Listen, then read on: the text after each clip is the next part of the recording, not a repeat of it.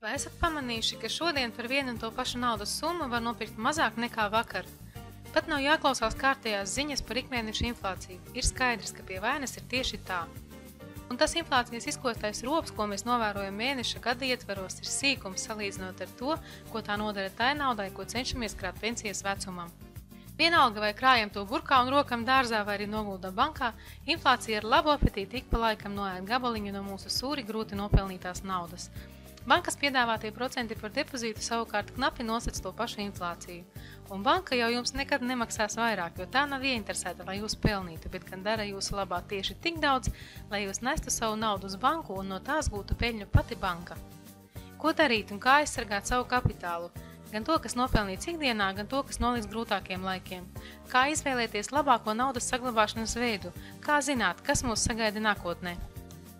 Viktors Čērčils ir teicis, ja gribat zināt, kas būs nākotnē, palūkojieties, kas noticis vēsturē.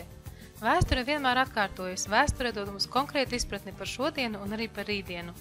Un vēsture jau vairāk kārt ir pierādījusi, ka visdrošākais kapitāla saglabāšanas veids ir zelts. Daudziem rodas jautājums, kam man vajadzīgs zelts? Diemžēl vai nu mēs vai mūsu vecāki ir uzauguši padomju sistēmā, kad vispār tika liekta jebkāda iespēja būt bagātākam nekā pārējie vai veidot jebkādus uzkrājumus. Tad vienīgais, kas drīkstēja piederēt, tie bija juvelieru izstrādājumi, bet nekādā gadījumā ne zelts kā uzkrājums un mantiska vērtība. Padomju laiks mūsos ieaudzināja kolektīvo patērētāju kultūru, kas neparedzēja individuālu vērtību krāšanu un saglabāšanu. Un patērēšanas kultūra ir parādu kultūra, bet parādi zog mūsu laiku un brīvību. 98% no cilvēkiem neko neuzkrāj, gaidot, kad būs labāki laiki. Bet labāki laiki nepienāks nekad, ja vien mēs tos tādus sev neradīsim. Nekad nebūs vieglāk, vai dzīve iet uz augšu, vai arī ir vispārīga krīze. Problēma nav tikai tiem, kas ir kapsētā. Visi, kas vēl ir dzīvi, vienmēr varēs atrast attaisnojumus, kāpēc tieši šobrīd neko nav iespējams atlikt rītdienai.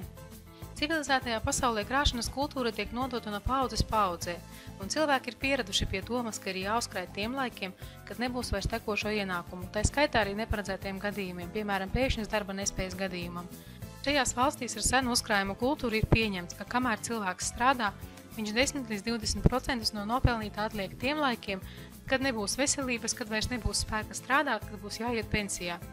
Diemžēl šodiena un nesena vēsture pierāda, ka veidot uzkrājumus papīra naudā ir visai bīstami.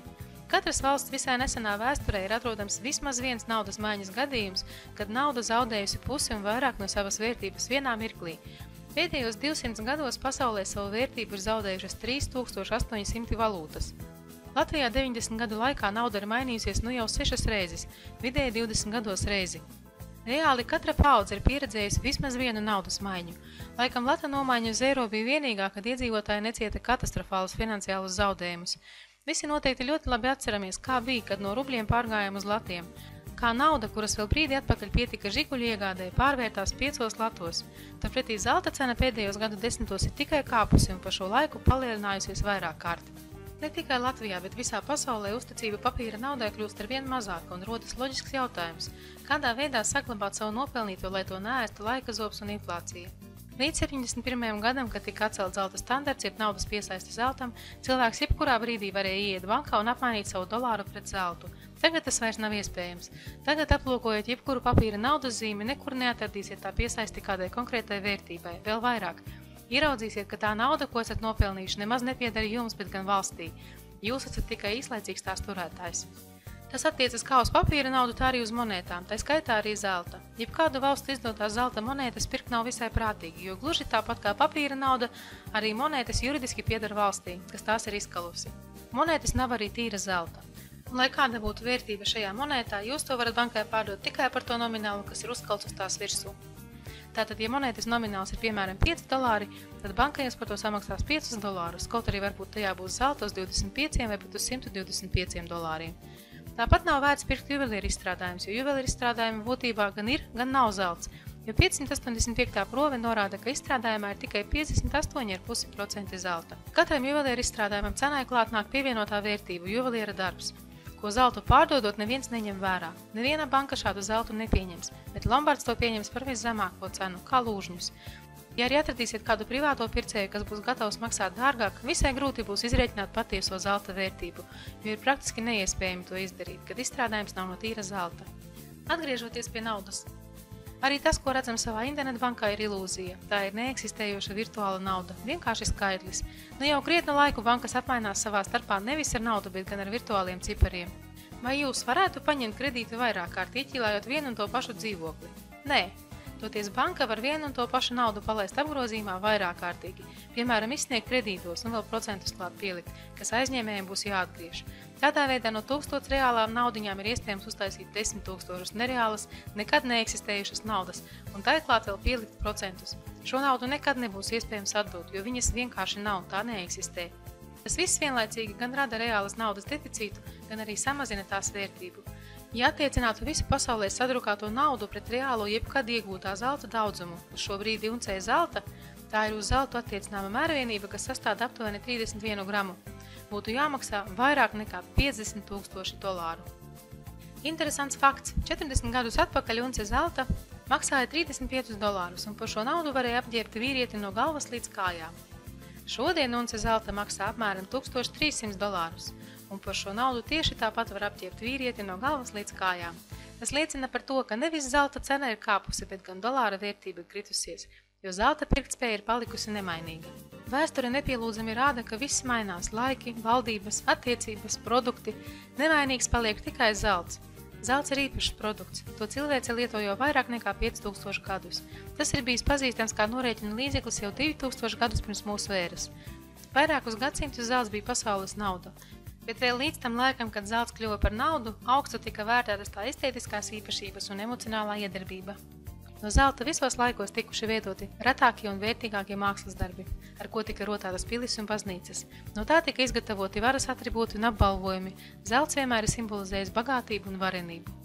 Zelts nekad nav piederējis vienkāršiem cilvēkiem, tas ir piederējis hercogiem, karaļiem un tirgotājiem. Viss arī šodien ir ļoti šaurs tirgus, un visiem tajā ieiet ir grūti, bet nav neiespējami. Līdz ar to tie, kam piedara zelts, kaut nelielos daudzumos vienmēr būs sava veida izredzētie. Zeltu tautā sauc arī par dieva izvēlētu naudu. Tas ir un būs pieprasīts tirgū, jo to ne ar ko nav iespējams nomainīt.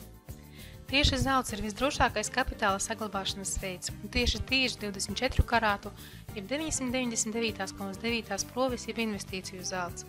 Šāds zelts nekad nekļūs mazāk vērtīgs, to neēd laika zobs. Tajā laikā, kad inflācija burtiski apēd dolāru un to tonnām piedrukā klāt vēl un vēl, tieši zelts paliek tā vērtība, ko nekas nespēj iznīcināt un kas vienmēr saglabās savu vērtību. Apkoposim, kāpēc tieši investīciju zelts. Zelts vienmēr ir bijis un būs vērtīgākais metāls. Daudzi uzskata, ka vērtīgākais metāls ir platīns, taču tā nav. Vēsturiskā griezumā, raugoties no lietderības skatu punkta, kā arī no patiesās vērtības viedokļa, tieši zelts ir visvērtīgākais metāls pasaulē. Zelts ir visreālākā nauda, kas jebkad ir izdomāta visā cilvēces pastāvēšanas vēsturē. Tā cauri laikiem vēstures gaitā jau vairāk kārtīgi ir pierādījusi to, ka tā ir un paliek visstabilākā un visvērtīgākā praktiski vienīgā pasaules valūta. Tā kā zelta resursi pasaulē ir ierobežoti, tad pieprasījums pēc zelta laiku tikai pieaugs, un tā cena, gan ņemot vērā resursu ierobežotību, gan arī inflāciju, tikai augs. Zelts ir vislabākais kapitāla aizsardzības veids pret inflāciju. Jūs varat ar zeltu ieiet mežā uz 10 gadiem un pēc 10 gadiem iznākt laukā un nopirkt tieši to pašu un tikpat daudz, cik varējāt nopirkt 10 gadus atpakaļ. Pamēģiniet iet mežā uz 10 gadiem ar papīra naudu. Tāpat svarīgi ir atcerēties, ka neviens cits investīciju veids tik labi nenodrošinās jūsu kapitāla saglabāšanu kā zelts. Pat ja jums ir nekustamais īpašums vai arī 2 superdārgas automašīnas garāžā, tās ir jākopj un jāuztur. Pie tam visi šie īpašumi ar laiku zaudē savu vērtību, ja vien jums nepiedara pils vai auto ar antikvāru vērtību.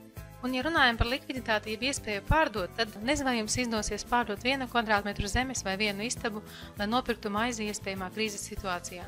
Tāpat visai apšaubāms, vai jums izdosies pārdot auto šādā situācijā. Toties zelta stienīti labprāt ieliks kabatā jebkurš pakalpojums sniedzējs vai pārdevējs, kura pakalpojumi jums tajā brīdī būs nepieciešami. Zelts saglabā savu vērtību un tiek īpaši augstu novērtēts sociālo, ekonomisko un politisko krīžu laikā, kā arī dabas stihiju un karu laikā. Tā ir vispieprasītākā un visvieglāk apmaināmā vērtība. Kritiskos brīžos, kad nestrādā bankas un apkārt valda haoss, zeltu jūs vienmēr spēsiet apmainīt pret maizi vai lidmašīnas biļeti vai arī pārdot, jebkurā laikā, jebkurā zemeslodes vietā, jebkurā bankā, atbilstoši tai cenai, kas uz to dienu būs aktuāla Londonas biržā. It sevišķi, ja runa par maziem nomināliem zelta stienīšiem ar svaru 1 grams, 2,5 vai 5 grami. Vēlos piebilst, ka zelts nav domāts ātrai peļņai, to pērkot un pārdodot. Tām vislielākā nozīme ir tieši kā uzkrājumam, ko jūs varat atstāt saviem bērniem, vai arī kas jūs var glābt krīzes situācijās. Kamēr miljons jūsu bankas kontā paliks jums tāls un neaizsniedzams, pie tam var izrādīties, ka tas būs vairs vienkārši cipars, bez jebkāda reāla seguma, jo tā ir nauda, kas praktiski jums nepieder, jo glabājas svešā kabatā.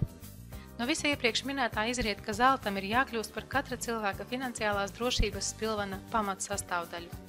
Pašreiz jūs esat tikai viena soļa attālumā no savas zelta uzkrājuma radīšanas. Pie tam jums ir unikāla iespēja nevis pirkt zeltu par savu naudu, bet gan iegūt to savā īpašumā, tikpat kā netērējot savus personīgos līdzekļus. Vēlaties uzzināt kā? Atstājiet savu kontaktu informāciju blakus redzamajā formā un nekavējoties saņemsiet informāciju savā e-pastā.